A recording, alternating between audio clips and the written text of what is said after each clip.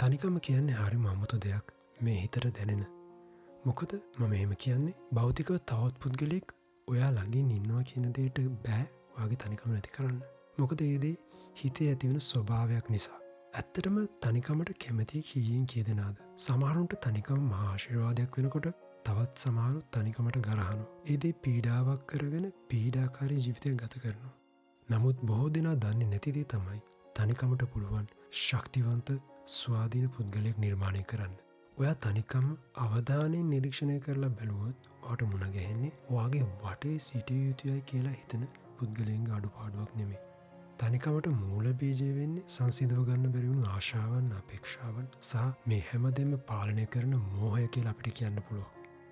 අපි අද සමාජයේ දකින්න ගොඩක් මිනිස්සු වට කරගෙන ඉන්න අයටත් ගොඩාක් තනිකම දැනෙනවා.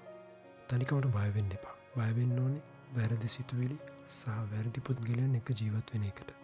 ඔයා තුළ සාමය පවතිනකොට තනිකම මිත්‍රයෙක් වගේ වාව හොයාගෙන එයි.